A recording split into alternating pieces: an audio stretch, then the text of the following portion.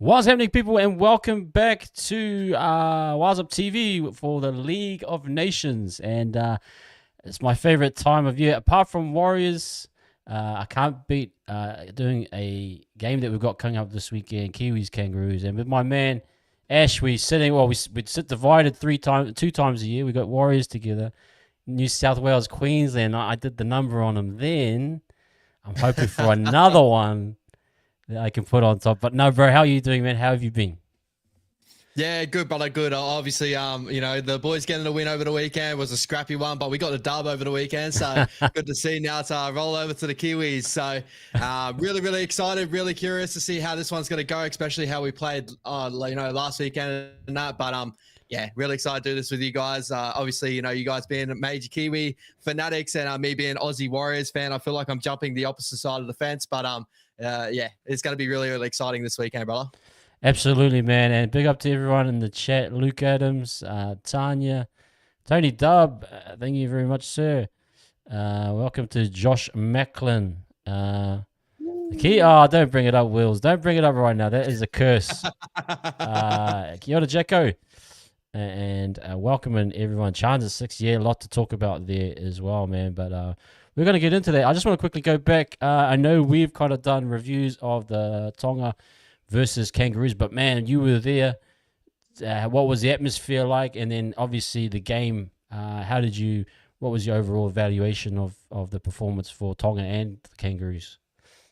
Yeah, bro. So the vibe was absolutely incredible, right? The atmosphere, like the Tongan fans, as we all know, the Pacific nations, the Pacific Islander fans go absolutely mental for their rugby league football. And like, I think that was the best thing, being there, just seeing all those guys going absolutely mental during every stoppage, bro. Even if Tonga dropped the ball or whatever, which was actually not too bad during the game. I think we dropped the ball so many more times than what obviously Tonga did. Yeah. But, the DJ just had the right set going, the playing the music and everyone's just getting up and dancing. And it's just like such a cool vibe. But on the football field, I was really proud of our defensive effort, proud of Tonga's defensive efforts.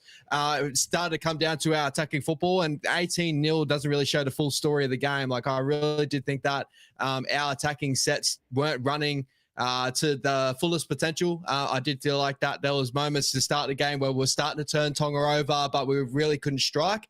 And then, Tonga had major possession on our line and were unable to strike us. So it was one of those sort of games with a little bit back and forth, obviously broke them open with Tommy Trebojevic, but yeah, our spine just didn't connect the way I really wanted to see it to.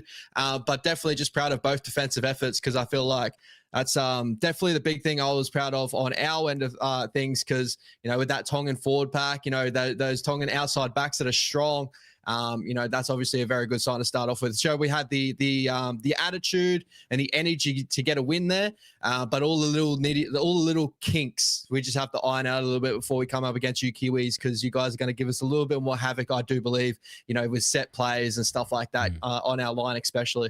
Well, talk to me a little bit about Trebojevic and Fido, like just the class of those two. Oh, And the back five in general, I thought was really solid. Barring the high ball, I think they struggled a bit, but it's particularly Tommy and Fido, man, they were and the Hammer, absolutely awesome. What was it like to see them two on the field, just blistering pace? And were you in that? Were you in the corner when Alamori got fended off, or were you on the other side? We were fairly close to that, bro. So we were in that try zone. So we were in the opposite end. We're actually right next to the Tongan fan base section. When the bro got the tickets and stuff, we didn't know where we were going to be sitting. Okay, you're right in the next. Bro, we're in the PNG fan section. So really? The Jillaroos game was a fairly interesting one. Yeah.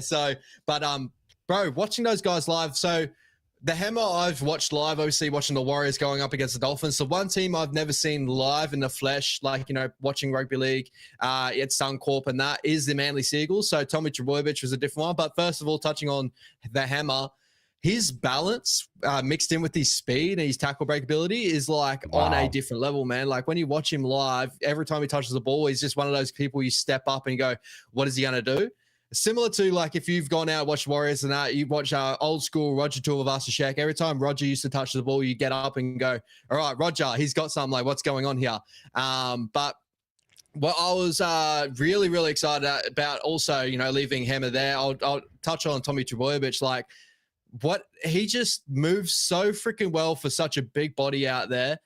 He pulls out some real special things, and to do what he did with that, that big intercept, and he was sprinting down there. The guy's missing about 5 hamstrings, and he's still getting some speed behind him.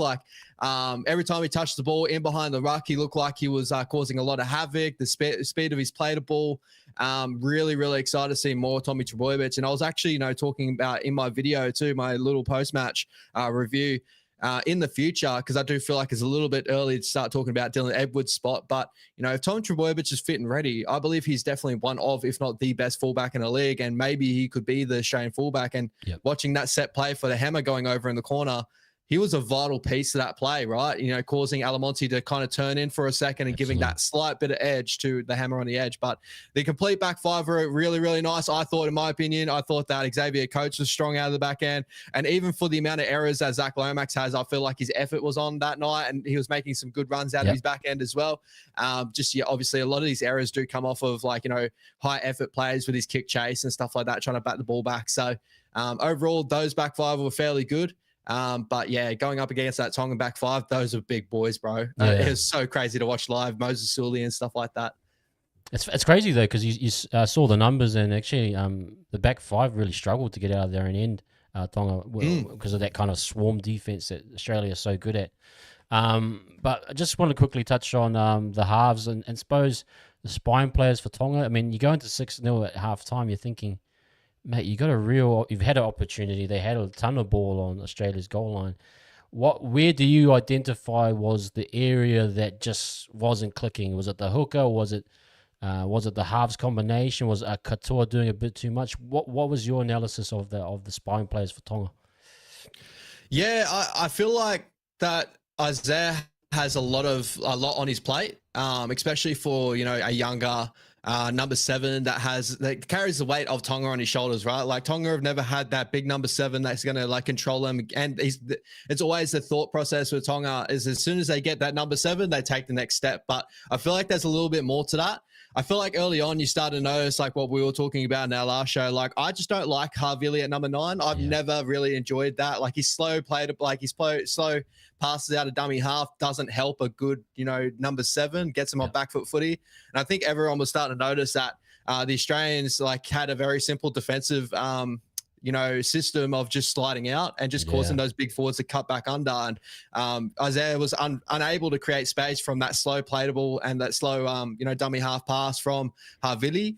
The only time I started to get a little bit wary, though, too, is when Sonny Luke came on. He injected a little bit in that dummy half, a lot of speed and stuff. And when you got big front rollers, you want to get him on the front foot. So, I think there was a lot on Isaiah's plate to make something happen when there was nothing else going on. I thought Tui had an okay game, but again, Tui has never been that halfback to be if the young bloke's not taking over, I'll take the fair share of the run and just take over the team. So I think a lot of the kick opportunities from Isaiah Katoa and all the pressure got to him, and he was trying too hard instead of probably winding it back a little bit and just doing what he did. But I thought his defense was incredible on the night. Like I felt like he really put in defensively. Obviously Australia was spotting up on him and he did a job.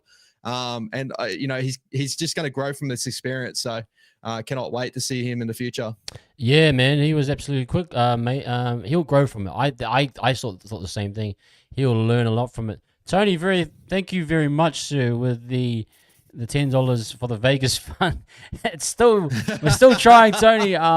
You're very kind, sir, and we appreciate you very much, man. So yeah, that will go to the fund. Might be the 20th anniversary fund. Maybe it's but no, we appreciate you, man. Thank you as well for that, Tony.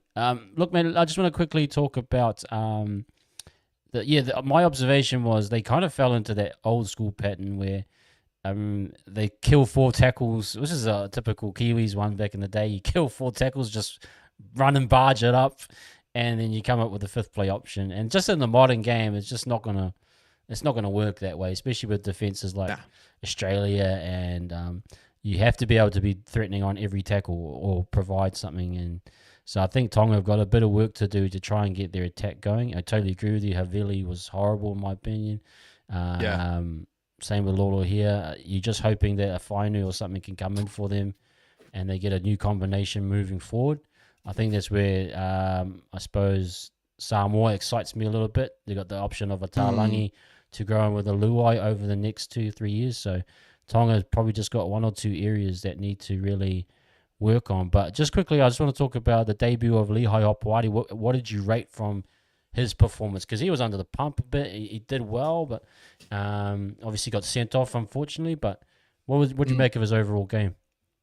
Yeah, really strong. I thought that, he didn't really put a foot wrong too much as in the fact of all the effort areas, all the little things, right? Like I felt like defensively, he made a couple of big defensive efforts, big defensive tackles. One obviously causing the sin binning, but overall, like Harry Grant was just fairly smart to catch him out in that moment, and there was not much more he could do there either. Like I felt like for me, it was justified as a sin bin, but a really harsh one too. Like I didn't expect it. I was sitting there going what was really going on in that situation. But overall, like it just showed his effort out back. I feel like, the main key areas that probably obviously to fix up on and that is obviously his ball playing out the back and probably that connection at spine. But it's it makes sense with their first game sort of playing together with Isaiah Katoa, stuff like that, with Chui Lolohea to not be as fluent with those set plays, and especially how Australia were defending everything. They were just sliding out all the time and causing them to go back in the middle. So I feel like all the other little areas of his game, his kick chase, his defensive efforts, I feel like he was on all night, and he's definitely going to grow into something special. But I also do feel for someone like Tolu Kola, bro, like someone that has such a high potential and that not finding him spot on this side, but also it's very similar for the Manly Seagulls. Lehigh Hopewadi end up making the jump over Tolu Kola in the Manly Seagulls as well. So this could probably make a better play out of Tolu as well for the future, and really excited for both those boys and see what they can do with both of them, because they've both got incredible talent. But Lehigh, bro, he's just stepping up, week in, week out every time we see him. Yeah, man, it's the riches of it's great to have like guys competing for spots. I thought maybe we might see a bit more variation against the Kiwis and Tonga, where Tonga might be able to get. I think they maybe try and push Adam a little bit wider. They kind of use them as a battering ram through the middle on a goal line attack. Like there's a few options if they can get it right, but they just need to, like you can tell, they just need to really think it out and hash it out what they want to try and do on the goal line. Let's quickly just change over to Fitu Samoa, one step away from making the World Cup. Their match against Tonga, obviously the cousin of your wife. She had a great game. What did you make of that one? And what was your thoughts on that game? Yeah, up and down, right? Like I felt like they had a stranglehold on the contest fairly early on. Looked like it was going to blow out to be like a good, decent scoreline, right? I really did feel like that Samoa looked like the better side for me overall. But Tonga just kept hanging in, and they kept finding spots to strike back. And, the first try, in my opinion, for the Tongan girls, I don't believe that was a try, and I couldn't believe that got given in that. But, as soon as Samoa started to get back on the horse, they really figured out how they figured out that Tongan side really struck them in all the big key, smart areas for their skillful players, like obviously Ivania Polite and Sienna Lofipu and Lindsay Tui. Good to see her get a try. She's a young junior coming up through the grades. I think you'll get to see her for either Parramatta or the Bulldogs next year. I'm still trying to figure out that whole contract situation because I'm sure I saw her in the Bulldogs. But overall, just the skill set of the Fetu Samoa probably got them home in that one. But shout out to those Tongan girls because I really felt like they dug in defensively and a couple of really big performances out of those girls too. Like that, just a really solid effort from both those girls there. And weird to see the big numbers on the back too, bro. Did you get to see the game live? Like, yeah, I saw that. Yeah, here's Selwood. Who's the guy that does the retro jerseys? He's a really good guy. Amazing content. You said about Selwood said they had to get it done in Samoa. So, but I thought it was cool, bro. I was like, that's actually not a bad idea as well. Sometimes to get the massive numbers. I was like, bro.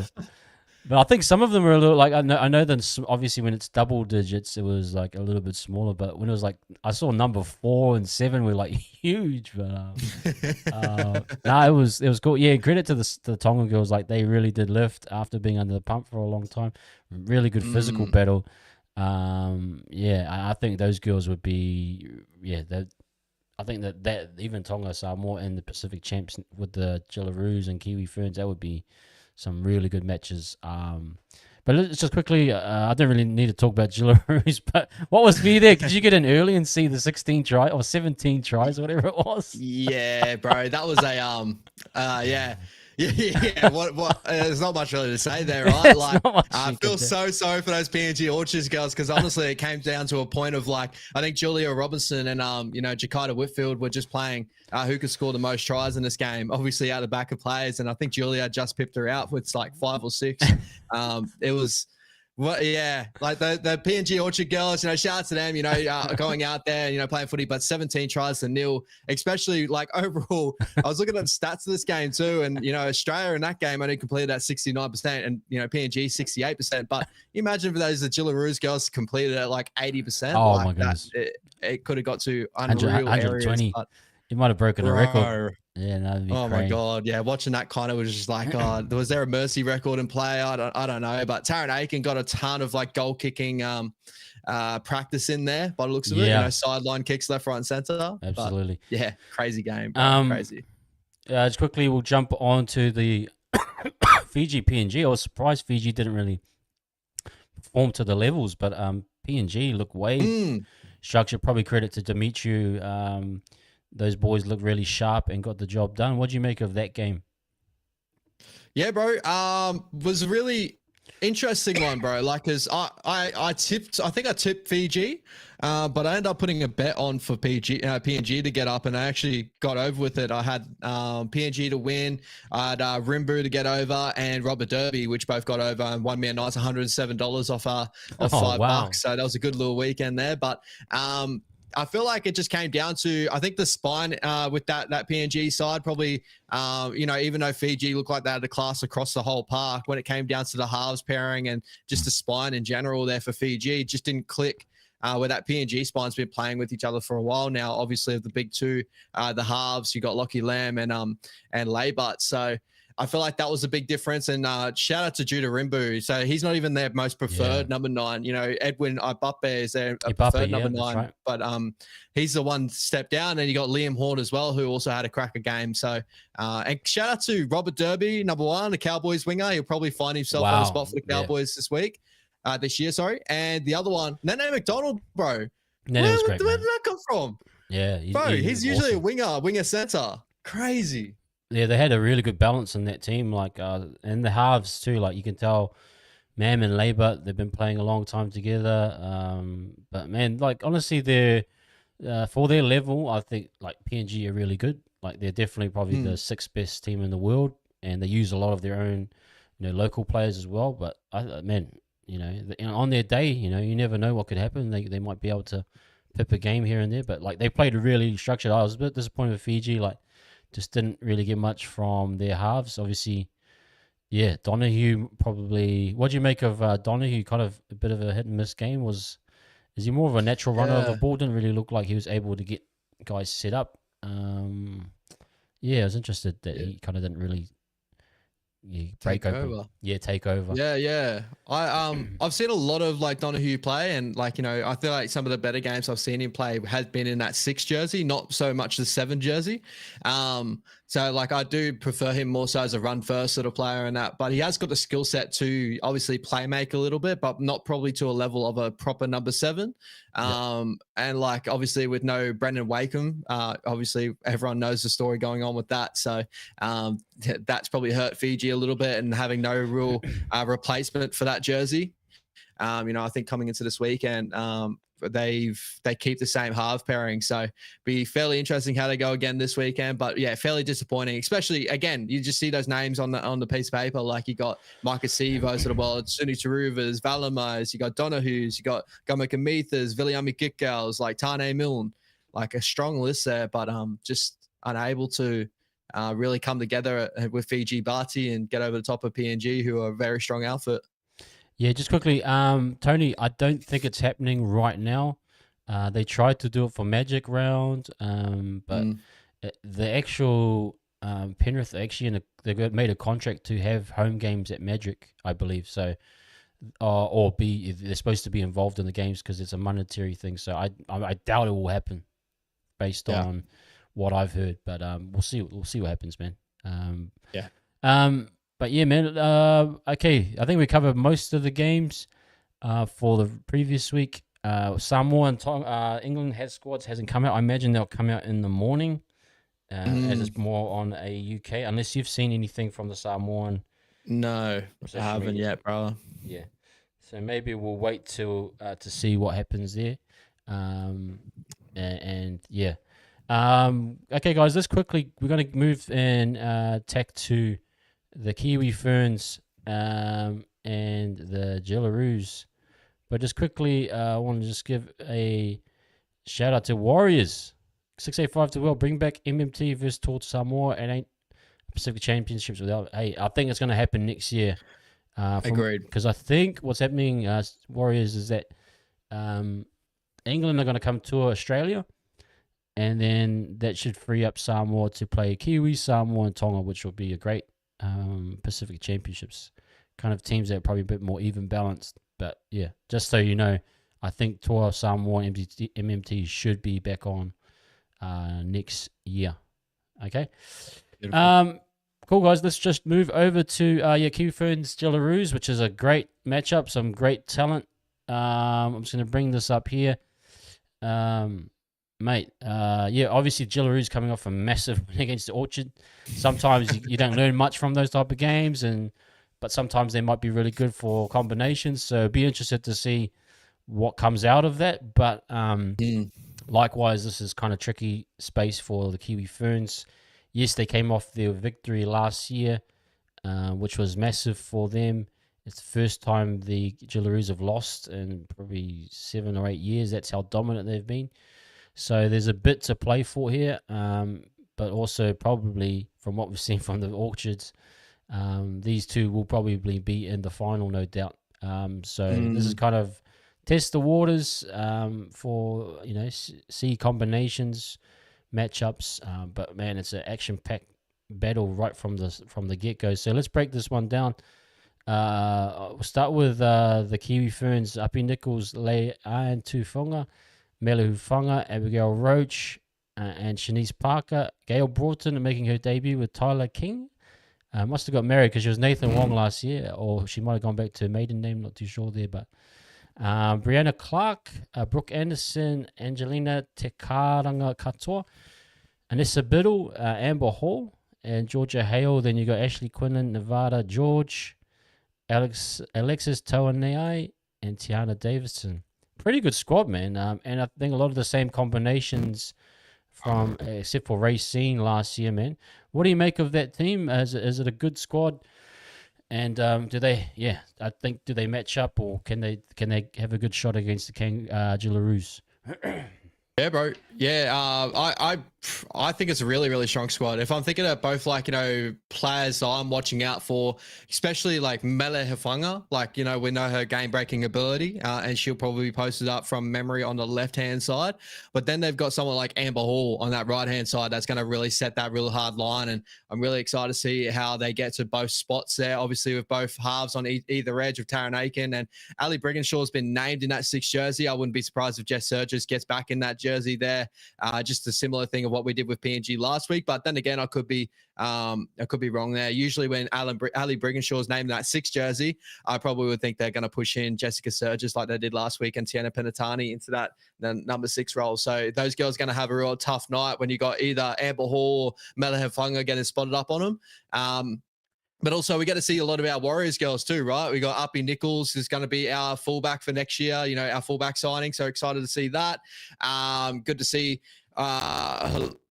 just a plethora of really talented Kiwi Fern girls that have all played together. Gal Broughton is a really can pull anything out of nothing. Yep. And this Brittle had a really good season of Warriors for the future, but I'm pretty she re-signed with the Titans, so incredible player, number 13, your captain. So very it's good. Great. This will be a good match, especially in Christchurch in a sold-out crowd as well, which is awesome. We'll just quickly jump over to the Jillaroos, like Upton, Robinson coming off a tri-fest, Kelly, Tiana Penatani back in the centres, Jakai Whitfield, and Brigginshaw Aitken. Then we got Millie Elliott, Olivia Higgins, Shannon Mato, Kizzy Epps, Clydesdale, and Taufa. And then you got Elliston, Tongatuki, Joseph, and Mahalia Murphy. Yeah, it's a pretty, top to bottom, amazing squad as well. Man, what did you make of these girls, and how do you think they'll track on Sunday? Yeah, unreal squad, bro. When you look at it,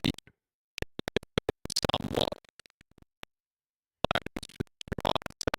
to make Upton well known as the best fullback in rugby league at the moment. She's absolutely incredible. Isabel Kelly is like pretty much the Joey Manu of NRLW.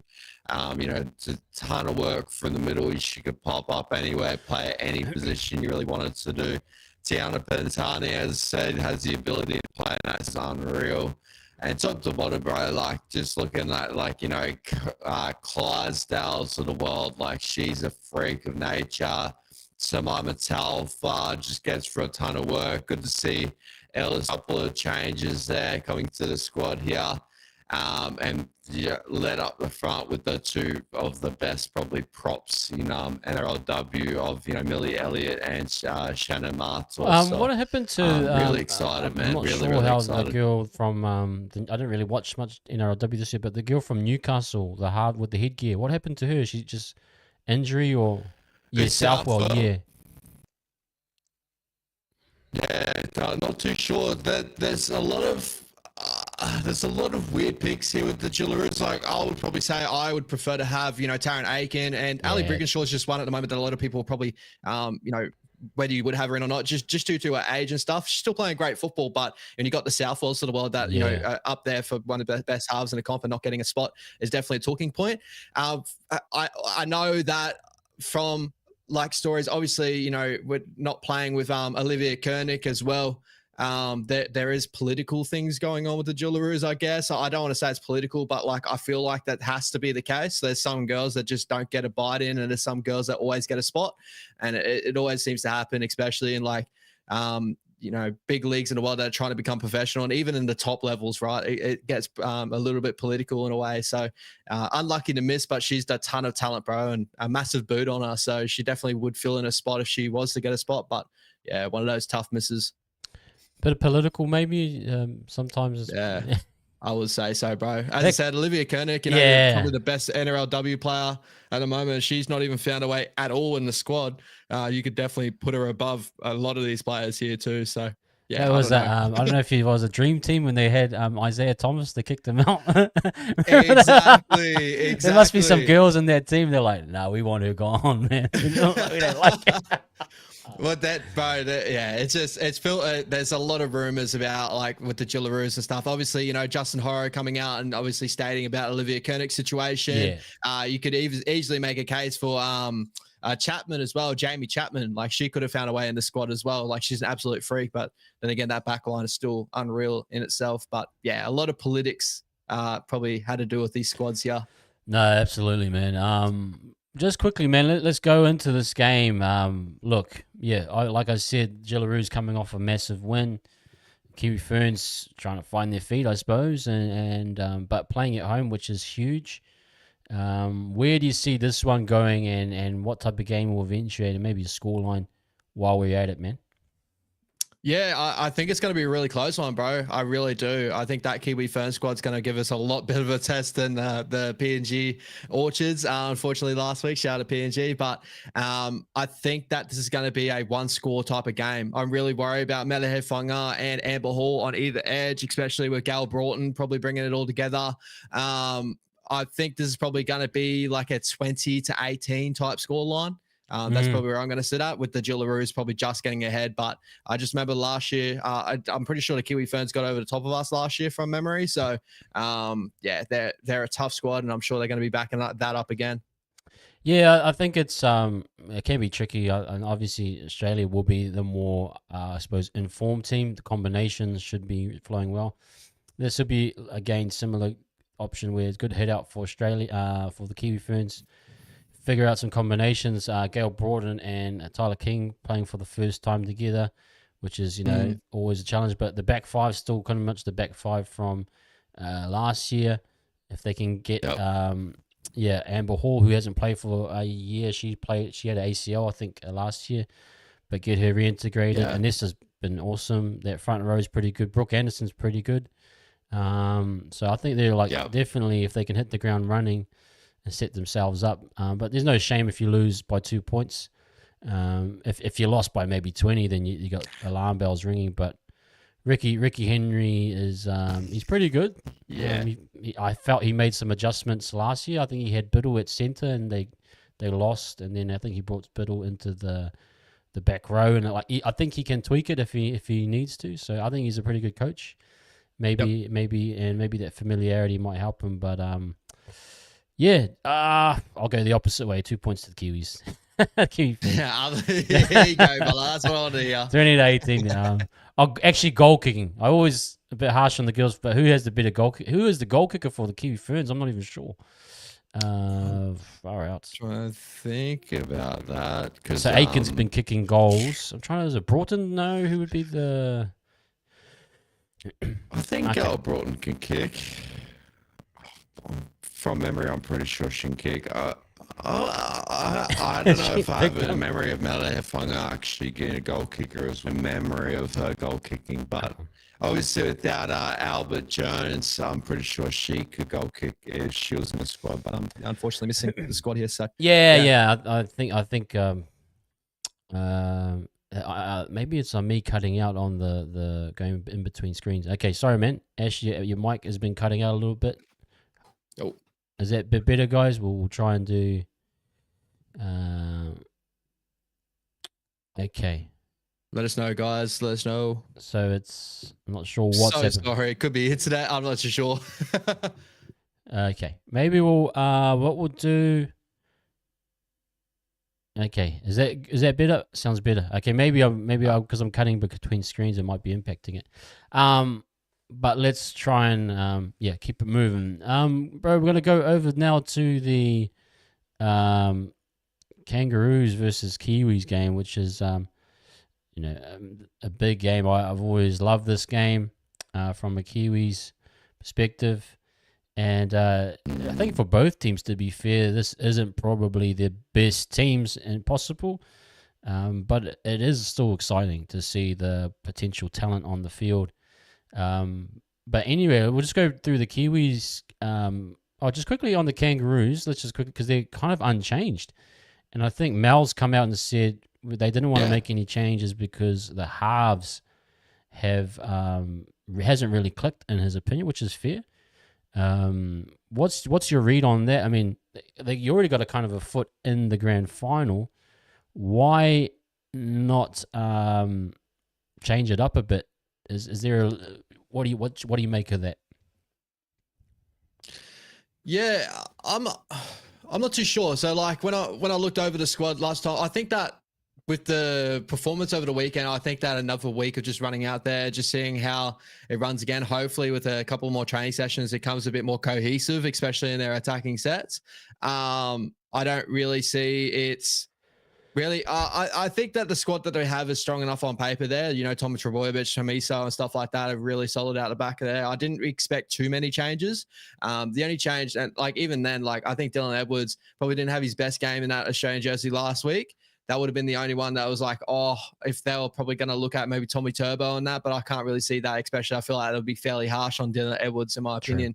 The only other one would probably be Mitchell Moses, but just I think Mel's very confident in the squad that he's got there, and hopefully he just believes in another week and just, you know, getting together, training, because our defense is incredible. Just got to find those combinations to really come over the top of the Kiwis. At a very strong squad that they've put together. Even with the amount of injuries that you guys have, I was very surprised to see the names and how they've kind of filled it out, and actually looks fairly strong in my opinion. Yeah, let's go through those names quickly. Yeah, Keanu Kinney, which is, I suppose, was a sort of dark horse, but Stace has made the call on that over CNK, who is typically Warriors and close to what Stacey would know, but Keanu Kinney starting. Isako, now I'm not sure if we can confirm if that's right or left wing, but Isako Timoko seems like that could. So, and then Peter Hiku and Warbrick, I think that's maybe they're the left side. We'll have to wait and see on that. Chan's in the halves. We've seen that once. Be interested to see how that goes alongside Sean Johnson. Man, it's great to see that we potentially have 3 more games of Sean. Like, we thought it was over, and now to see it in a Kiwis jersey one more time is absolutely a blessing. Fisher Harris, Crossland, great to see Crossland, who was kind of on the, like, I think he's kind of looking like in the mix now as a potential hooker moving forward. Great that he's committed. Griffin Neem, another one that's kind of, I think, because Leo Thompson's out due to, I think he had a suspension in the last game of the season. So Griffin's probably filling in for Leo, who I think Leo will come in next week. Isaiah Papali'i, Sorensen, and Tapine, that's still pretty solid. Back row with obviously Sorensen playing in the grand final, and then Tapine. Then Nikorimo, who's going to be kind of the utility interchange guy. Afahu White, I rate very highly. Marata and Jordan Riki. So, yeah, I think that's probably about the best we've got right now. What do you make of that Kiwis squad right there? Yeah, strong, bro. Very, very strong. I was really, really excited to see how they're going to find their way to put Keanu Keeney in the squad, and they've done that, obviously, with Chance Nickel-Klokstad in that 6 jersey. I'm curious to see how that works out again. Obviously, you saw it this year. It actually worked out against the Penrith Panthers, but keen to see like how it works out again, especially with the Kiwis on a bigger level against the Kangaroos. I'm sure that the Australian Kangaroos is going to be trying to spot up on him. Yeah. But in general, bro, like I think it's a really strong squad, top to bottom. I'm really, really excited to see Griffin Neem get a lot of minutes there, being in the starting prop next to Fisher Harris, and see what, like, you know, combination they can build together. Obviously, no Moses Leota there this year, but you know, Griffin Neem, I'm really, really high on Griffin, so I think he's going to be incredible. And having those edge back rollers of Isaiah Papali'i and Scotty Sorensen, obviously Isaiah prefers to play on that right side. See Scotty Sorensen on the left, and then probably the interchanges there, Jordan Riki and Ratani Akorde coming off the bench too. So really good 2 options there if anything was to happen to those edge back rollers, or both those boys can play for the middle. So overall, just a really strong squad. I think the only area that I could probably look at, maybe we're going to try to attack, is probably Peter Hiku's side, being over in a Super League this year. Yeah. Just kind of test him out. And obviously Chance Nickel-Klokstad. And I'm kind of worried of whether, you know, what position is Chance going to sit at, because you either got Matt Tomoko and Chancey probably going to be a combination defensively beside each other, or Peter Hiku and Chance are going to be a combination to probably look to attack. But overall, again, I think that squad's really, really strong. Your thoughts on Cody Nikarima getting put to the bench? Would you reckon he comes on as that thoughts? I think he'll be that impact guy. He's done it for us before. I know he's done it in various roles as well. Sometimes with Warriors, even sometimes with the Dolphins. I would have preferred him as a genuine 5'8". Maybe they're going for a bit more. My bad, guys. I think I'll drop out of the screen. I think maybe me dropping out is impacting Ash's mic. So I'll drop back into the original screen because we looked at the squad. Just see if that helps. Okay. Try and test up. Yeah. So then kind of I think it's kind of they're trying to get something out of CNK that maybe kind of feels like it's a bit more solid. But you are sacrificing gameplay. You're sacrificing. Although Chance, we saw him against the Panthers, he can do a job. Doesn't mean that he's the best at it. But hopefully, he can do a decent job there. But yeah, I would have gone Nikarima, but I can kind of see now they want to roll with a Nikarima as that impact off the bench, kind of like a Sonny Luke, or but trying to, and he's quite good in that role, Nikarima. If the go forward's good enough, so it'll all depend on that 4-pack, which is I kind of feel a little bit shaky with Neem starting. I'll be honest. Obviously with a lovely Leo Thompson there, but it's a great opportunity for Griffin. He played bench last year, so let's see what he can do. Papali and Sorensen, I trust those guys, especially Sorensen. I think he'll do a good job. Tapine will be that extra man. I think Tapine will be big. Fish and Tapine, I think the real key guys anyway in that front row. But Crossland, I'm looking forward to how he plays in terms of his service, just his general energy.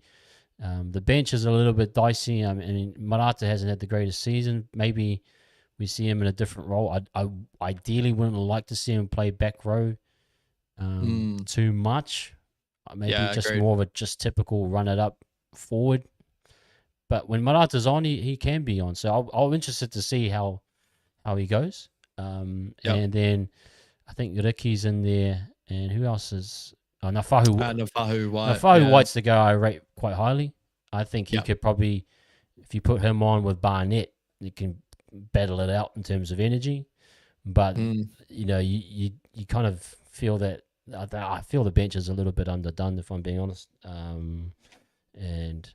But then again, they're rolling out with Burton, who only plays 10 minutes at the end. So if we get on top, they're not going to bring Burton on. So again, I that's where I kind of felt like Tonga. They missed a big opportunity because Harry Grant was never going to come off unless the game was really open. I thought they go with Grant and Ben Hunt, that typical Queensland combo, to kind of save a bit of Harry Grant, and they got away with it and they did a great job. But I was thinking if you can get on some points, scoreboard pressure, there's all more pressure on Mel to keep Burton off, and then you're keeping Grant on, and I just thought that's where we want to try and catch them out because. You want to make them feel as though having Burton on the bench is a waste, which is kind of what Nico Hines was last year, I think.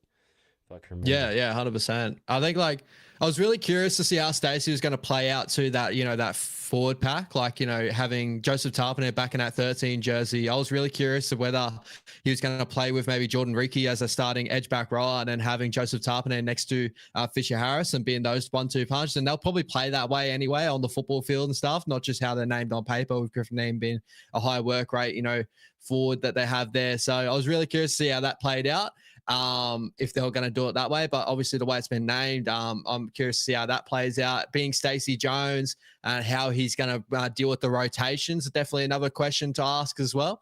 But I feel like he's tried so hard to try and fit as many of the top fledged players in the squad, while also trying to play like Cody Nikarima has the ability to play other positions as well. So putting him in that 14 jersey opens up a lot of things. But it's just, wait until the weekend and see how it turns out. Because, we saw the Australian Kangaroos over the weekend against Tonga not have their best attacking game. There's an opportunity for Kiwis to get it done again against us, right? So going out with a squad like this, I think Chance is probably going to get a very simple game plan of either just run the ball or just, like defend real hard on that edge.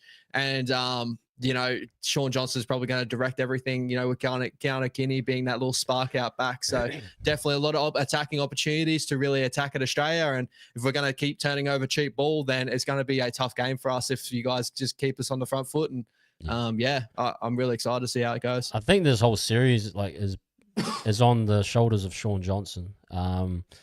He's going to be the key to kind of maybe not totally control a game like what Couture was, but at least like pick the moments and get it right, which is what the difference between Tonga and New Zealand should be if Sean is healthy, and he'll have a star-studded team to support him.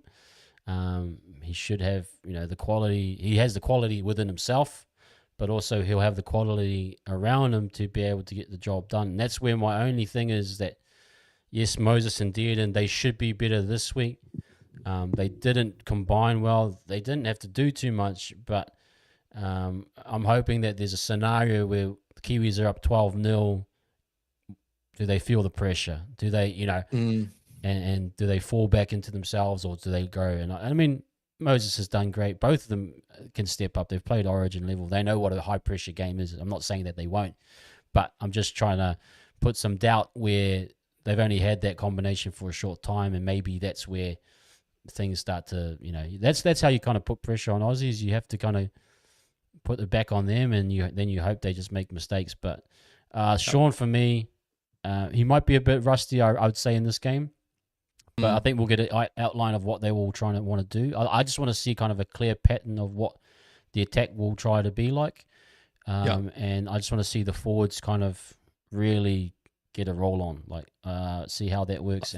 But more so for me, this is kind of the situation with a lot of Kiwis and Kangaroos games, that Kangaroos do generally blow out the Kiwis in at least the first game.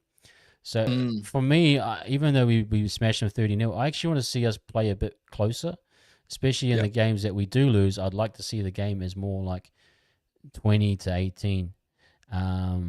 That's my view anyway. I just want to see that improvement, but the outside backs scare me, man. And Hiku and who's the other one? Warbrick. Matt Tomoko. Warbrick. Either of those don't give me any real assurance. So it is what it is. But yeah, it's kind of, it feels like it's one of those years. But I'm backing Kiwis all the way. Jazz saying, shouldn't Ash be supporting Kiwis as his favorite player? SJ is in the squad. Hey, you ask him, man. You ask him why he's. Hey man, I can't go away from my place of birth, mate. I'm an Australian number one, and then I'm a Warriors fan number two. So nice. When it comes to NRL, Warriors are number one. But as you guys will know though, like I've got a massive soft spot for Sean Johnson, so I want him to perform at the highest level. I'd rather him perform absolutely amazing and go absolutely kill it, and Australia still win by 2. So that's probably my preferred little thought in this game here is Sean Johnson absolutely kill it and have that swan song story, but also Australia just get over the top, and everything. That would be the perfect scenario for me. But I totally agree with you, bro. Like when I'm looking across the side, like I do think that the Australian back line is very, very strong, especially if we get all our combinations right in order.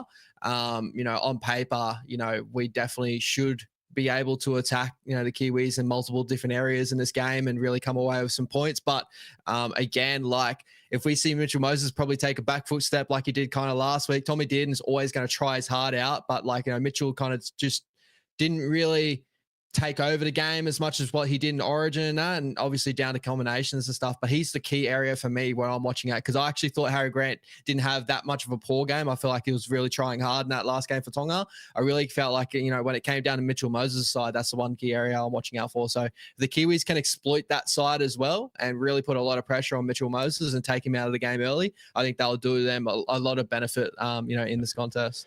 And like, I just think it's one of those games where, a lot will come down to the detail. The better team to have the better detail will typically do well. I'm concerned about Hiku and the like.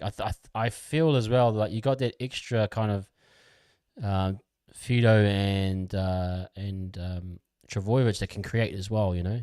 And I think it's good. It's a good argument to argue whether or not Dylan Edwards kind of works in this Kangaroos system when you can actually get away with a Travojevic as your fullback. But then you might argue and say, no, it's great to have a Dylan Edwards who just gives you that reliability. And then you can chime in how they did on that one play. I think maybe Fido tried where they got Travojevic on the out the back, and it was like, wow, that's just as powerful. You got two fullbacks almost on the field that you can use to set up plays, which is scary. So, you know, that's where it's like, man, that's the damage. And I think even the 4-pack's been really solid.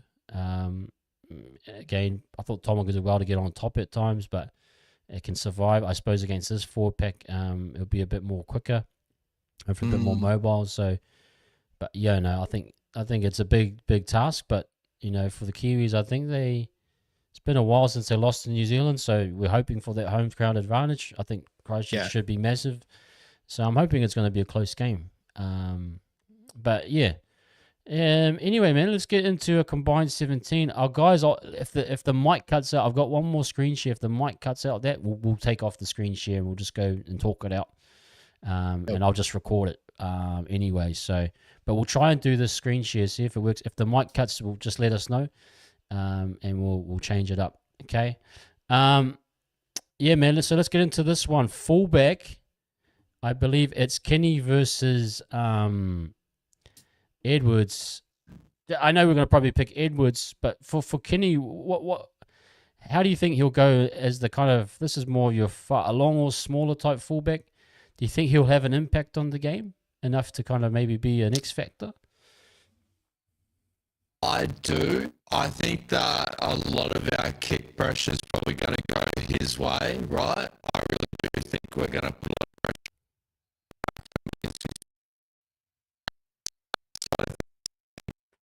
player that gets hit and keeps coming, and I think the run meters is going to be really tough to really handle for Australia. But overall, if we're going over those two, okay, we'll leave this. I'll record this later, guys. Probably the CPU outage is just too strong.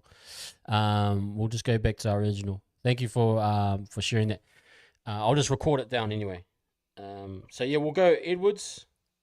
But again, like as you said, bro, I think Keanu Kearney's going to have a very strong outing in this one. Obviously, being his first time in a Kiwis jersey and that, I just believe that Australia's going to put a lot of pressure on him, especially kick chase. And you got Xavier Coates, Zach Lomax, Tom Travojevic is all running downfield with a big bomb behind him.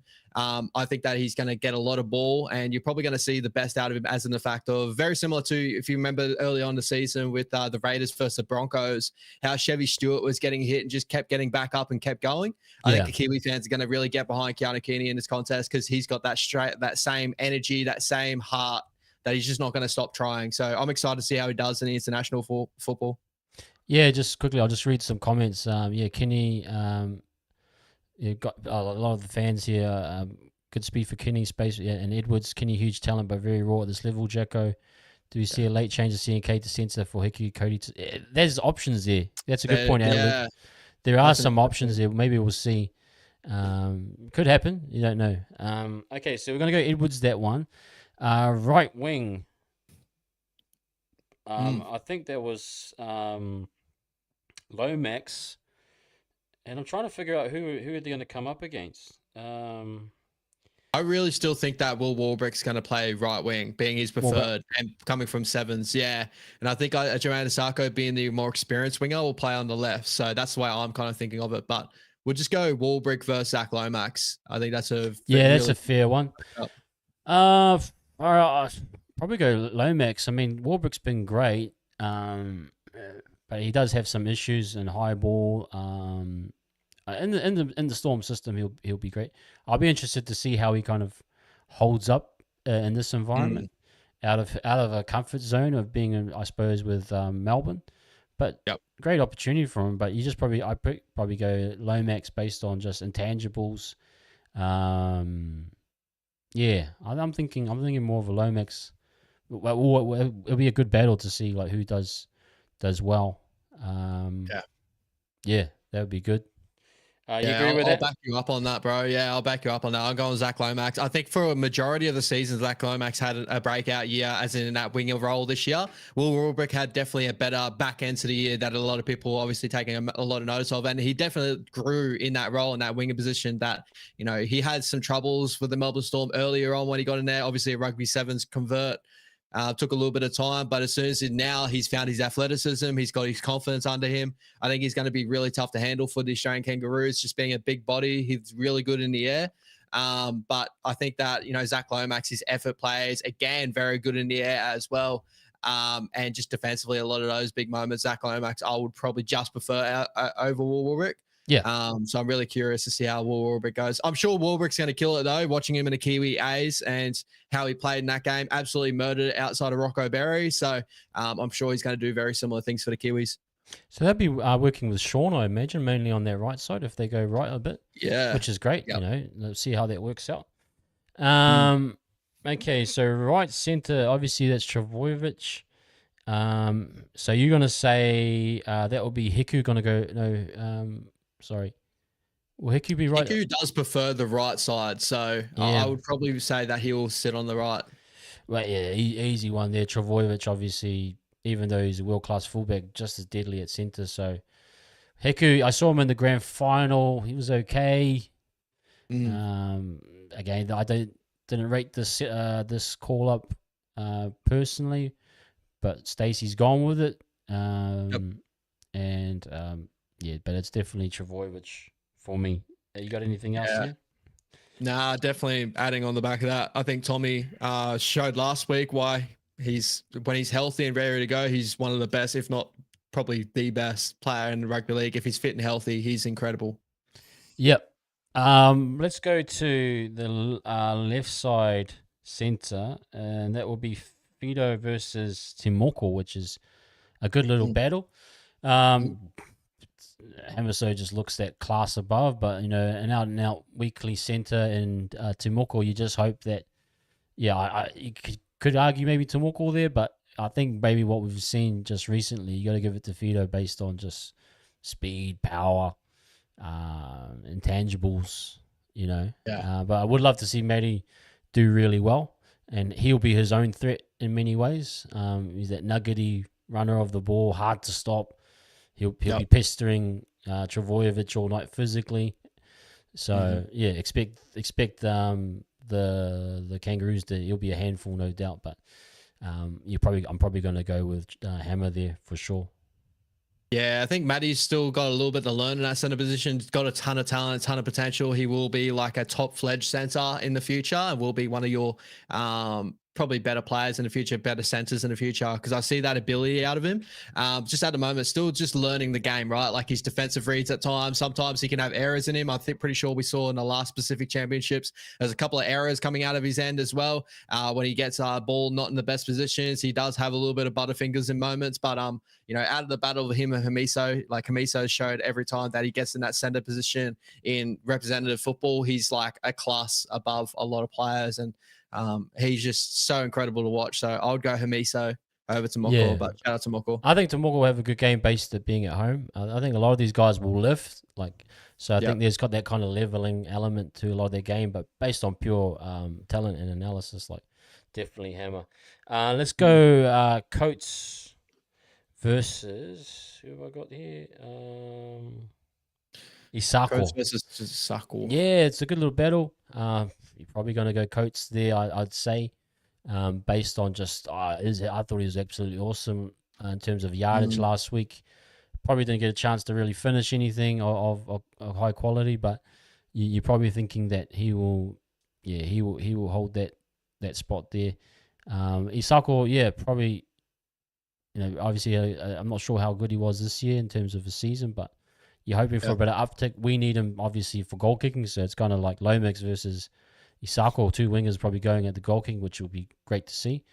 But, I'll definitely go for Coates. I think he's just been awesome, even in the grand final, in the playoffs.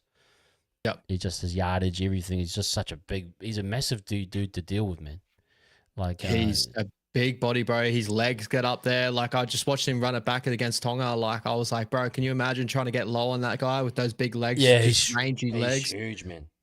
Strong. He's strong. I gotta back you up on that, bro. I would probably just have Xavier Coates because I think Jermaine Osako's had a big resurgence these last couple of years. Like, I think that his goal kicking ability definitely has him up there as well. You know, obviously Xavier can't kick goals on that, but when we're looking at, like, I think what in this contest, yeah, if Jermaine does get posted up on left side, we've spoken about it in our last show. I do think that takes out a little bit of the best ability of Jermaine when he has that beautiful right foot step to come back inside of tackles. He's got really good tackle break ability on that left-hand side. It's not going to be the preferred options for him. He steps right. It's going to go more so outwards. So would be curious to see how it goes, but I think Xavier Coates as an overall winger probably just pips him at the moment. But I do think it's a close battle because I think Jermaine has stepped up his game the last couple of years and has been top 5 for me winger in the competition, maybe top 10 around that range. So yeah, no, I think definitely give that.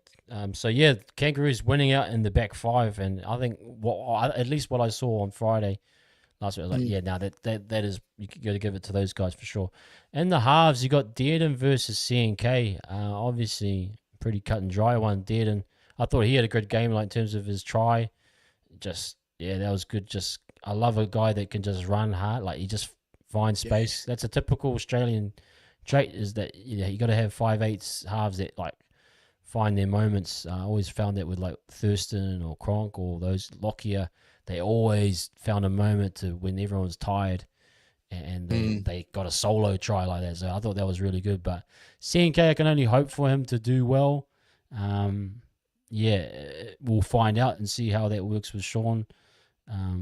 But yeah, definitely for a defensive thing, probably a little bit concerned. But if he gets some opportunities running, I would say, that would be great to see CNK with the ball in hand. Running the ball as well, so he'd be good for a carry or two. He's got that fullback experience, so maybe yardage carries, he might jump in there for a little bit. We saw him against the Panthers actually, and I thought, wow, this guy's really kind of, his energy levels are good too.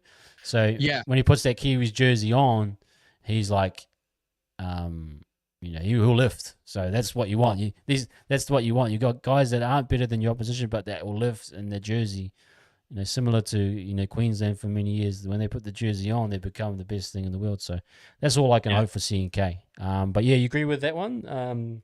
100%, bro. 100%. Tommy did, and watching him live at a weekend, like, I know he had a lot of moments that probably he would have took back as well. There was a couple of errors coming between the combination of him, Angus Crichton, and that. But when he, like, the best thing about Tommy did, and defensively, he's always going to give out 100% effort. Yeah. But it's just in every area of his game, right? Like, he loves the ball in his hands. He'll come off his left foot and try to test it behind the rock. Like, he is so good to watch, and he's just like buzzing around everywhere. So I would just go him. But yeah, shout out to Chance. I'm again, like, I agree with you. I think that when they go out in that football field with the Kiwis jersey on, I think he's going to go give 100% effort. It's just the ability of him playing at number 6 is still like a little bit of a question around. Like, I know he did it against the Penrith Panthers and that had high, effort rate, big plays there. But I think that, still like comparing sixes, Tommy did on top. Yeah, no, that's a good point. Okay, let's go into the halfback. Moses versus SJ. Probably an arguable one where you could probably argue SJ. I mean, Moses came off a massive Origin win, but to be fair, 9-10 weeks off with an injury. Maybe you could say that, even in the performance on Friday wasn't the greatest as well. I'd probably argue SJ here based on his last game, at least. Yeah. And being around better talent, probably more experience here, although Moses is in his prime probably. I might just go SJ here to sneak one. And would you agree with that, Ash? Mate, listen, if I can give you anyone on this team list, it's going to be Sean Johnson. So, yeah, I'm going to go Sean Johnson. But we'll look at it realistically as well. Like, Mitchell Moses had an amazing Origin series this year, played amazing there. Didn't have his best performance last week and that, and obviously injuries have held him back. But Sean Johnson, bro, it's the Swan Song story. It's the last ride. I cannot wait to see how he goes out there. So I have to go Sean. Yeah. Sean. and that's all we can ask for is like Sean goes out on a high and just pulls like Cronulla game, he just pulled it out of the hat, like Yeah. and maybe he's gonna save one up. Might be a bad one this one, but then maybe he saves one up for the final. You never know.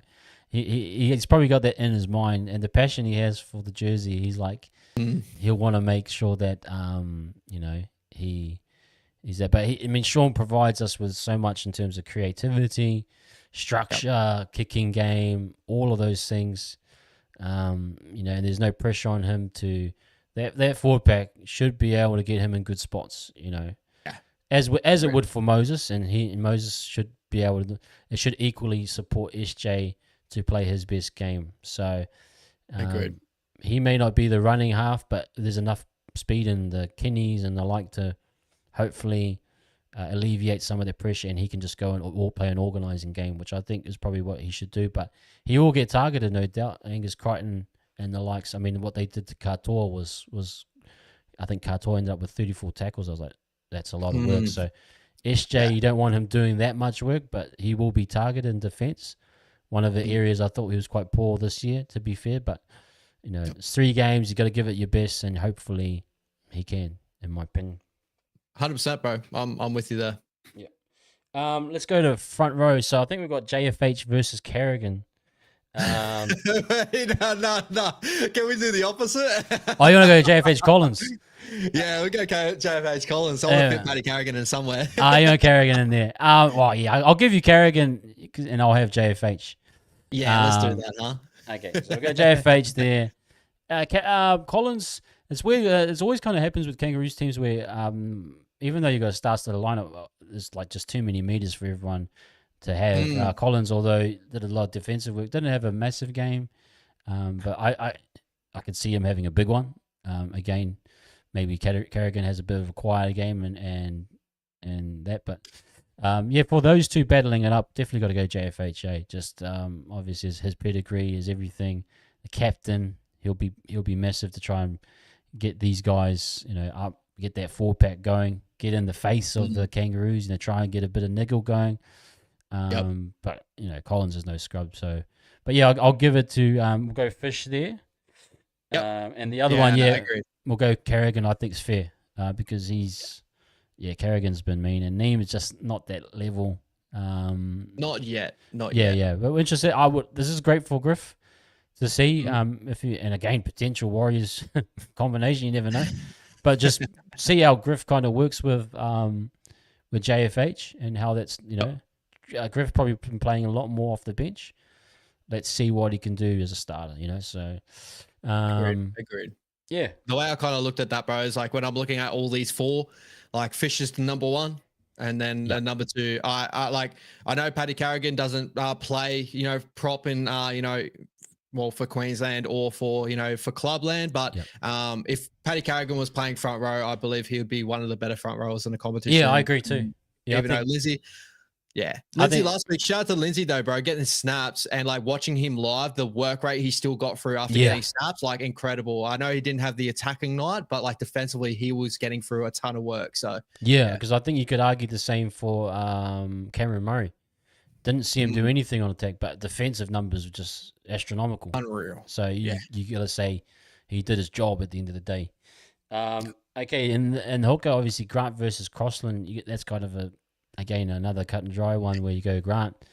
But Phoenix, man, have you watched much of Phoenix this year, and how does he kind of do you think he'll go all right in this environment?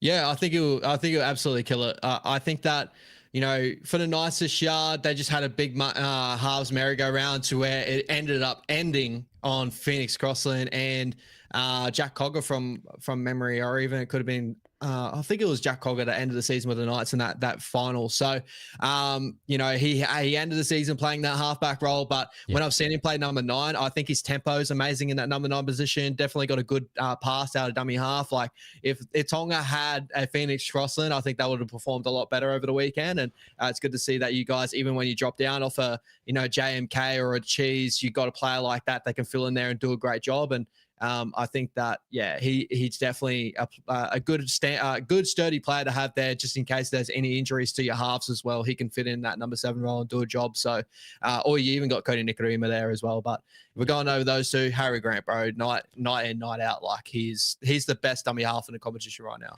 Yeah, no, absolutely. I think it's good for actually Kiwis' depth. We haven't had much depth in the hooker over the years. So got tested really a lot last year when Crossland and JMK and Smith were out. So now we've got 2 of them. At least we've got Crossland this year. So great opportunity for him, man. I'm looking forward to seeing it. It's good to have a one Pākehā in the team. I know we've got 2 now. Griffin Neiman. You got to have your white boys in the typical Māori Pacific Island team. But so no, I think he'll go well. But you got to go Grant there. Back row. Shout out to Grant, bro. Over the weekend, me and Brody were watching him really close. And I know that all the attacking stuff you get to see Harry Grant, but if you go to actually watch the games live, you watch just the amount of running that he does and just defensive stuff. And he's everywhere, bro. It's the reason why he's the best, number 9 in the competition. And him and Arpi are probably fairly close to each other. Then everyone else is still a fair way off. Yeah, and you can't argue with Meninga obviously just trusting him to play the 80 and having a Burton on the bench, and I think that's a credit to Grant that Meninga rates him that much that he doesn't need any cover in any form. So that's very good. Left back row. So I think we've got Sorensen versus Crichton. Murray. Crichton, sorry, yeah. Yeah, Crichton. You probably go Crichton, obviously, the stuff, the series that he's had. Sorensen was great though in the grand final, but again, I think he's more of a system type back row, whereas Crichton's he can be deadly on his day. You got to watch out for him. Sean will have to deal with him, and Papa Lee, so they're in for a long night. But it's a good battle. Sorensen in a weird way kind of does. He gets a little bit of a nod, but you got to go Crichton, obviously, based off of how he's done his year. So, I'll go Crichton there. Would you agree with that? Agreed, bro. Agreed. Yeah, Angus Crichton's just on a level above, but Scotty Sorensen's not too far off, right? If I'm going to go, Angus Crichton's probably a top 5, if not probably the best. Him and Liam Martin, the best edge back rollers in the competition. Scotty Sorensen's just outside that top 5 for me. I think that he can fit himself in there. He's on his day, he can do an amazing job. And the Penrith Panthers have done well with him for the last 3 seasons, him in that edge back roll role. I'm sure you guys are going to love him out there. He's going to get through a ton of defensive work over the weekend. Yeah, yep, absolutely. Okay, now we're going to go to the right-sided edge player. Cameron Murray, obviously more of a traditional lock, but man, he done an absolute number in the back row as well. Up against Papa Lee, I got to in a weird way go Murray there, even though 100%. I think just that work rate is just another level, and probably Papa Lee, if he probably had a better season, hasn't been in true form, you're probably definitely going to go Murray there. Would you agree with that, man?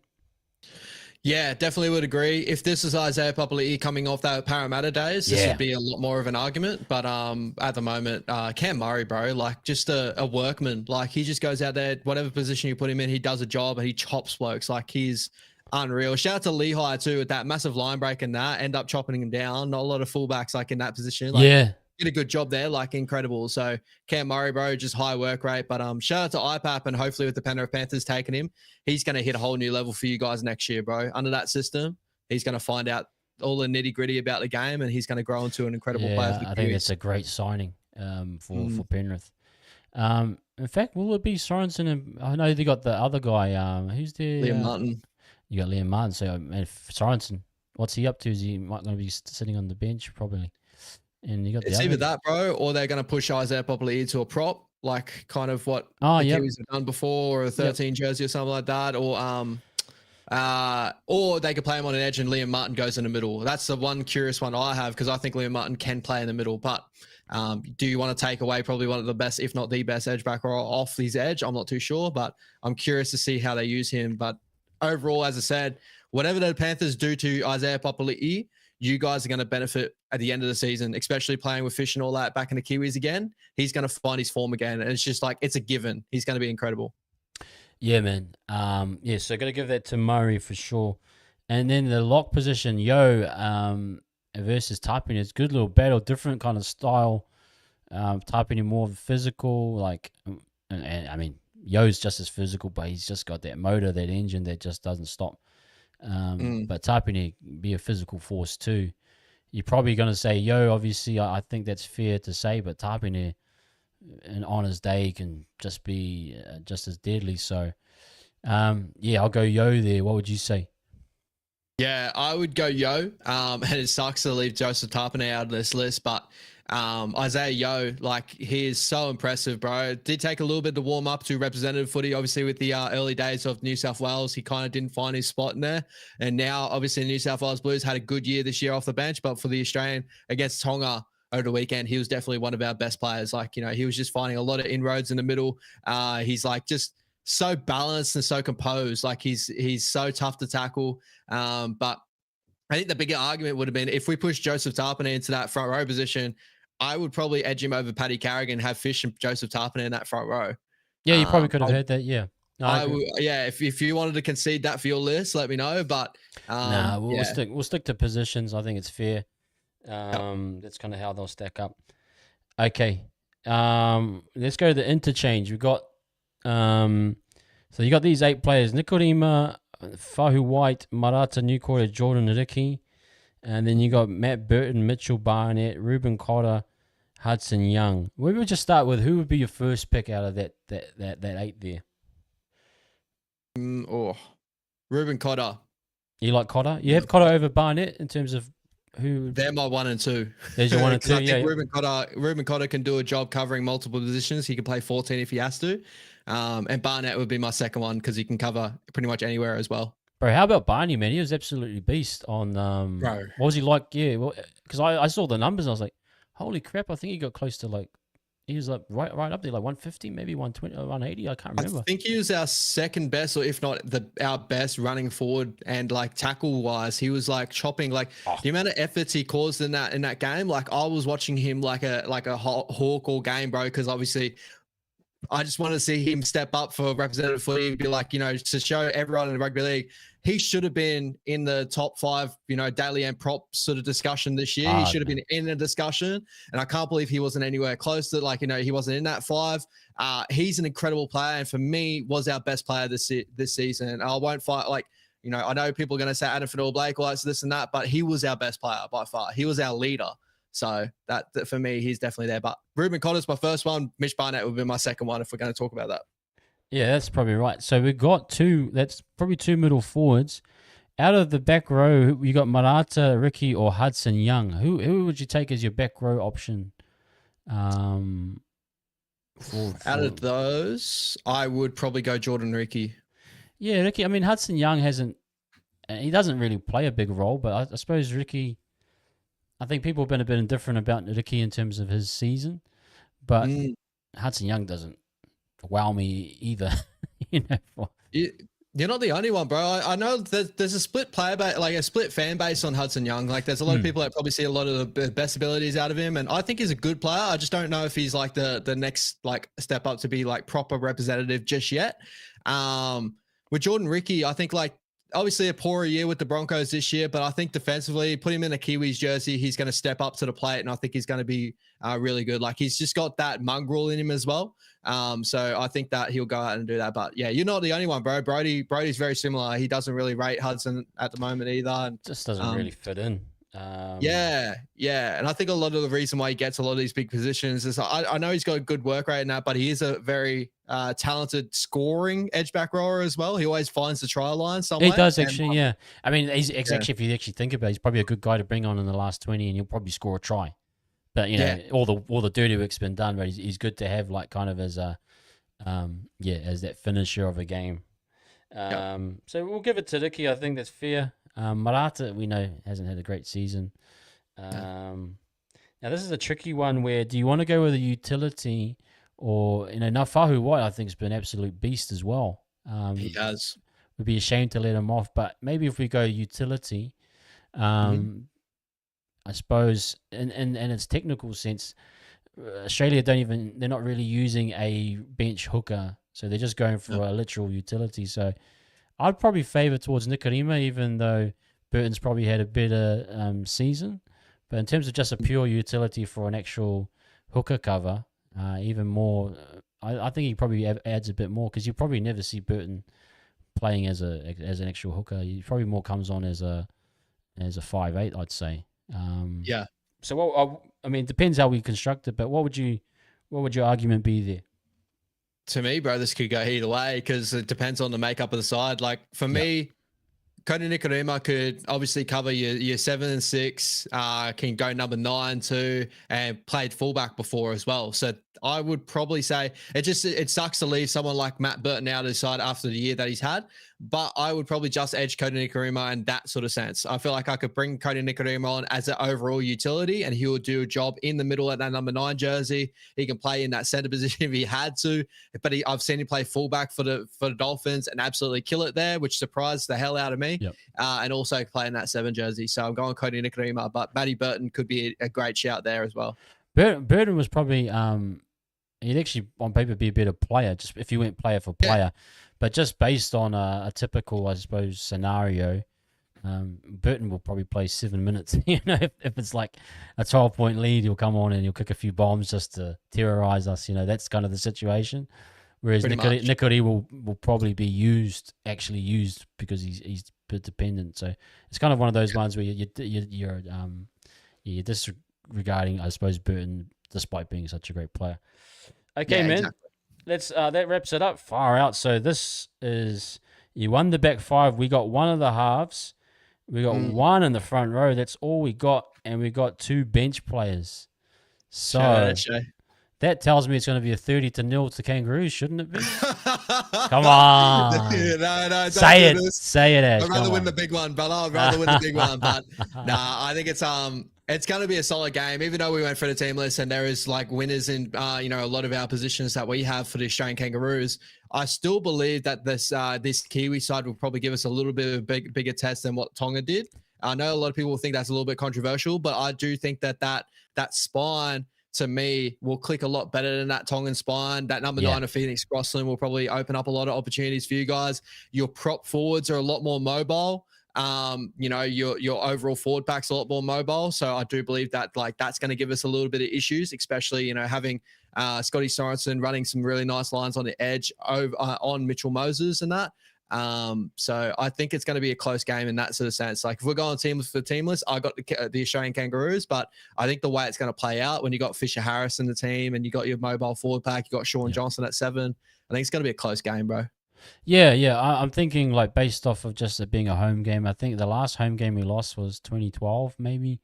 So I'm hoping that kind of plays a part. A sold out crowd that's absolutely going to. I can't wait for both games, bro. Kiwi Ferns first, and then Kiwis Kangaroos. It's going to be an action-packed game. But yeah, I'd probably just give the edge to the Kangaroos based on just pure having a bit of reps. But then again, I mean, I was only really scared of guys like Thurston and Smith, and there's not quite that there in the halves at least. Our back 5 terror, right? They absolutely scare me. But it'd be interesting to see how our Kiwis comes up against, and I'd like to see what Dearden and Moses can actually offer after another extra week. So I'm trying to think what I think it will be. You'd probably say Kangaroos pip them. It will be a close one, maybe. I think it might be 6 points in it, maybe 8 points. Maybe Australia just separate towards the end. But if it is going to be a Kiwis win, mate, it's going to be a strong performance. The big question here is, the elephant in the room is really Stacey Jones. Stacey, I mean, Mal's had his bad games too. He lost to Tonga, he's lost to the Kiwis, but for the majority, he's got the talent to kind of, he's got the support stuff. He doesn't really need to coach but this is a big test for Stacey to see, can he actually guide a team? Because we saw it at the Warriors, and we've both argued that it wasn't the best, it wasn't, but now it wasn't promising. It wasn't promising from a coach, and that's different. Club coach and rep coach are two different things. We understand that, but for Stace, this is a big moment in his actual personal career as a coach to try and get a result here. Now, I've always compared it like when you got a Lamborghini. Do you know? Can you drive that Lamborghini? You know what I mean? This is probably more talent he's ever had as a coach and he's got to try and get this team to work. It's not a typical Lamborghini as what it was last year, where we had Jerome Hughes, Dylan Brown, and everyone almost there. But he's got to find a way to get players bought in and carry on, because Madge did do a great job. I've got to shout out Madge. He overall did a pretty solid job. So there's a big pressure for Stace. How do you think Stace will go? Do you think he'll live up to it, or do you think he'll kind of crumble? What do you think?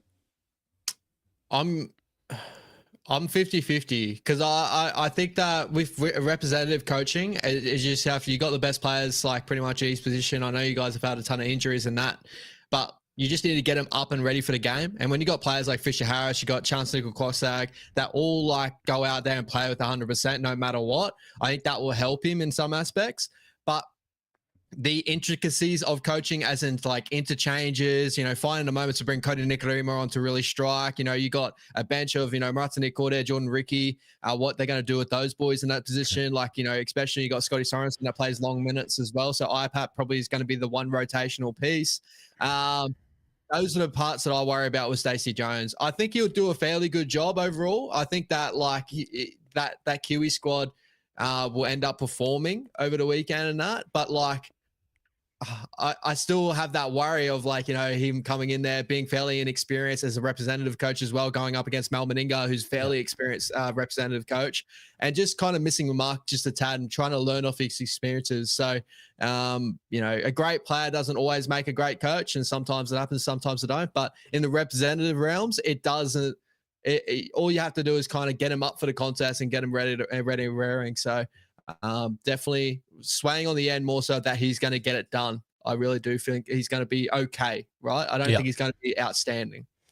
Yeah, I think he's. I'm hoping he just does his job and the boys battle around him. I think there's a big push for the leadership team to support him in JFH, and so I know he'll have that. He's been around the camp with Madge. He's been around Webby. He's seen good programs and good systems. You just hope that he has the success as well. And I think if he was to win this game as a coach on his first match, would be huge. But I think typically as a first-time coach in this arena, you do get humbled a bit. So you'd probably argue that Australia will, get him on. He might do a Kidwell where he leaves Tamalolo off for like 70 minutes. So you just never know with some of our Kiwi coaches. They just kind of freeze at times, but I'm hoping Stacey isn't of the Kidwell ilk. But I just want him to have a good one. And maybe there's some positives, and maybe we lose, but there might be some like things to take away, and we build. And typically Kiwis, we like to build into a tournament. Yeah, and we usually hit our straps in the grand final. So I love a win at home. I think it's possible. You're probably just saying going to give Australia the edge 1-6 in my opinion. But we've seen blowouts before. There's no shame in that. The Kangaroos, like we just said, there's only 4 Kiwis out of a potential 17 to make that squad. So the talent there is for Aussies just screaming that they should get the job done. But I'm hoping and praying as a Kiwis fan. It's always nerve-wracking for me because you're just like, you want to win. Like that 30-0 last year, I was like, holy crap. I just was not even never seen that in my life. So I'm hoping and praying that carries on. But be a great battle because Mel will know. Like I know for a fact he didn't want to rest anyone because he wants to get that team right for the final. So even Mel's. You could have put Bradman Best in there. You could have made a whole bunch of changes, but Mel's like, nah, I need this team humming because I've been through a 30-0 last year. If I get it wrong, I'm going to lose my job pretty much. That's exactly it, bro. He's definitely under the pressure and that sort of sense of things. Australia to lose the way they did last year, I think that's caused him to act the way that he has. Obviously, he wants to get a lot of like reps in these guys' legs and have the combinations be built. And then, coming up against the Kiwis in the finals or Tonga, whoever it plays out with, I think we'll be fit and raring to go. But as you kind of touched on before, I think he's have a really good record in New Zealand playing at home from memory. I don't think you've lost since 2015. It's been a little while. I saw a stat like going around. It was something like that, bro. It was so he's good at home, but the finals in Australia. So hopefully bringing you over to Australia and get you done in the big one. I love it in Suncorp. I don't know why they didn't take the finals of Suncorp, because that's like a heaven. I know. That's like heaven for us. We love playing at Suncorp, man.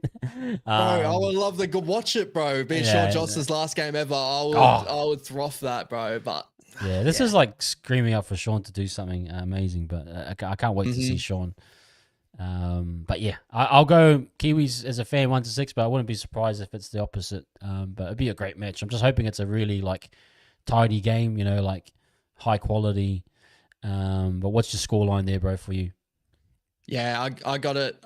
Australia 6-12. So I'm thinking a scoreline as in like probably about 24-18, around that sort of range.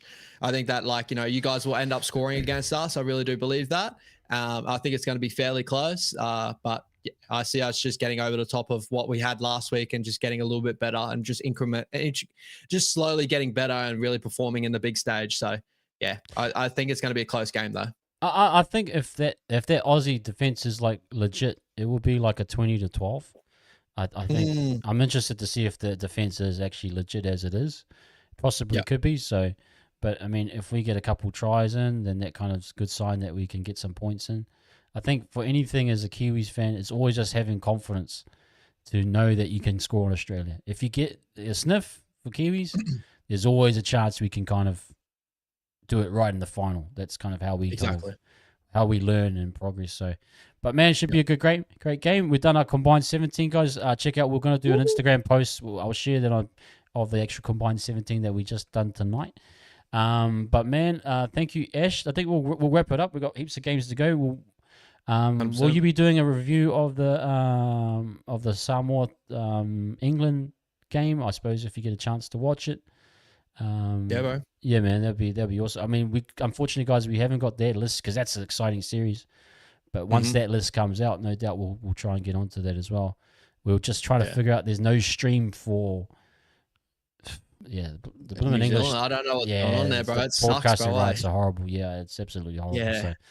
So, anyway, that's part. They'll probably actually do. Remember last year what Tonga did their own little thing where like you get on the Tongan website and you get to buy the live stream. They'll probably do that exact same thing again. Have to jump on the fifehugget.com or the try to find your illegal stream, man. Someone will be doing.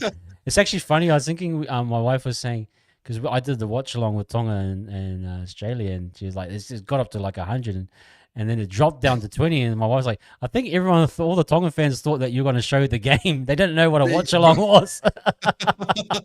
Bro, a lot of people on the internet think that too. I found that every time I do one, everyone's like, "Where's the game?" I'm like, "Bro, do you not know about copyright? Like, I can't do that unless like I know people get around it with Twitch and stuff like that. But even then, I don't even know how they get around it. But I think everyone can't do it. So it was like up to 20 or 90, and then it just shot down 20 after people saw they're just looking at my face. They're like, "Hey, where's Katoa? Where's AFP? Don't look at this punk's face." But no, shout out to everyone that was there as well in the chat. So guys, we'll try our best if we can get. I won't be here on Sunday, unfortunately, for watch along. I'll be over in Tauranga, but I'll definitely be trying to watch the game on my phone. But sorry again, guys, tonight as well. My computer's probably can't handle the thing. I would have pulled up a lot of the comments. I can see you guys talking away. But yeah, shout out to everyone in the chat as well. But yeah. Anyway, man, Ash, any nice words, bro, before we shoot off? Just a couple of last things, bro, I wanted to touch on just quickly. Shout out to Jesse Soric, our young number 7 that played SG Ball this year. He made it into the Serbian squad that's going for their World Cup qualifiers, the European World Cup qualifiers. In a solid squad too. Got Jordan Grant from the Penrith Panthers in there, Nick Kotrick and his brother Joshua Kotrick, and David Nofaluma. I didn't know you had any Serbian in him, but shout out to David Nofaluma. Going up against that Wales squad. So get excited for that. You're probably going to see a little bit of videos around about him, but Jesse is really talented. I like him in that SG Ball side. A lot of people are talking about our halves for the future. He's definitely got the ability to become a great half for our future and probably see him in New South Wales Cup soon. And this is a great step towards that, playing in the big grade, for Serbia. So shout out Serbia. Hopefully he goes and kills it out there for you. Yeah, we'll get some footage of that. I think there's usually YouTube footages of these games. You got to dig and find them, but hopefully we'll get to have a good look at it, Jesse. Guys, sorry we didn't get too much Warriors news. We'll probably try and hit that next week. I mean, we'll talk DWZ and a few others. Maybe we'll see a few more movements with the November 1, opening date. So, oh yeah, Ash, just saying anything coming up on your channel, Ash. Yeah, bro. So Wednesday night, our usual, bro. We got Down Unders on Wednesday night. So get excited, come through. Me and Brody will definitely talk about our experiences with the game over the weekend, and also preview this game over the weekend. It's going to be all Aussie bias too. Brody's an Aussie fan. I'm an Aussie fan. So get excited, Kiwi fans, come in there and just blow up our chat. I'm really excited to see that. But yeah, and a little bit of bets for the weekend too. So get excited for that. But also around my channel, as we were talking on, I'll probably try to do a review on the Australian versus Kiwis game or whatever sometime next week, and also try and do a review if I can get to watch the England Samoa game. I'll do whatever I can to watch that game. I'll be at work not at work, but sleeping for work during that period. But keep an eye on the channel, guys, and I appreciate all you guys' support. I see every one of you guys jumping over on my channel, and you guys all support amazingly, so I appreciate you. Yeah, and if anyone's new here, please go and subscribe to Ash Thomas on YouTube and support our brother here, Ash. He's just doing amazing work. Ian Brody as well. So check that out tomorrow night, guys. Don't miss that one. But apart from that, guys, enjoy the rest of your week. We'll catch you next time, guys. Thank you, Fanatics, Tahi, all of our guys, Jazz, Jose, everyone in the chat. Thank you very much, and we'll get that technical difficulty sorted out next time. But appreciate you. Stay safe. Enjoy the game. Hopefully, I'm back here on next Tuesday night with a smile on my face. But yeah, we'll see what happens, and just enjoy international footy. It's just good to have a break from club footy and just something different, which I think is great to see. Tonga, Samoa, anyone, just enjoy and support the international game. So much love to everyone. We'll catch you guys up the wires as always. Aussie, Aussie, Aussie. Up the Kiwi.